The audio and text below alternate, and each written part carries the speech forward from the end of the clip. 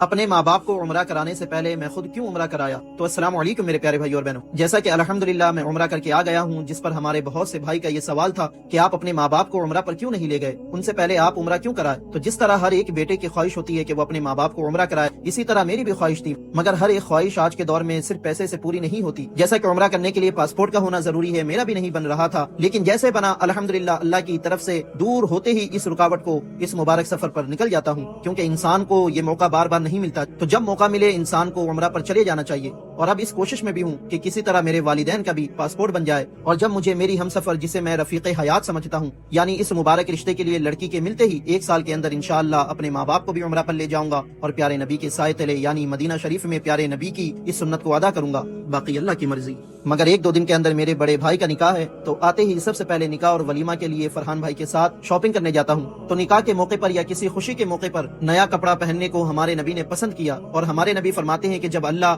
اپنے بندوں کو نعمتوں سے نوازتا ہے تو وہ چاہتا ہے کہ اس کا اثر لباس اور حالت پر بھی ظاہر ہو، مگر نکاح یا شادی میں کبھی اس نیت سے کپڑا نہ پہنے یا نہ خریدے کہ دوسروں سے اچھا لگوں گا، یعنی دوسروں کو کمتر یا چھوٹا دکھانے کے لیے مہنگا لباس خریدنا اور پہننا دونوں گناہ ہے، بلکہ اچھا لباس اس لیے پہنے کہ اللہ اور ہمارے نبی کو پسند ہے، لوگوں کے درمیان وقار اور عزت کے ساتھ رہوں گا، نہ کہ تکبر کے ساتھ۔ خیر الحمدللہ میرے کپڑوں کی شاپنگ تو مکمل ہو گئی، تو بھائی کی شادی کے لیے شاپنگ کرتے ہوئے بہت ہی اچھا لگ رہا ہے، کیونکہ اس کے بعد اب میرا ہی نمبر ہے، لیکن الحمدللہ ہمارے گھر میں ایسی کوئی قید نہیں ہے، اگر مجھے کرنی ہوتی تو میں اپنے بڑے بھائی سے پہلے بھی کر سکتا تھا، کیونکہ اسلام نے بڑے یا چھوٹے ہونے کی بنا پر نکاح کی ترتیب کی قید نہیں لگائی ہے۔ جو لوگ بڑے یا چھوٹے ہونے کی بنا پر کسی کے نکاح کی رکاوٹ بنے ہیں کہ بڑے بھائی یا بڑی بہن کے رہنے کی وجہ سے چھوٹے بھائی بہن کا نکاح نہیں ہونے دیتے، یہ سراسر ظلم اور شریعت کی خلاف ورزی ہے اور گناہ ہے، تو نکاح کو آسان کرو، نہ کہ کسی کے نکاح کی رکاوٹ بنو۔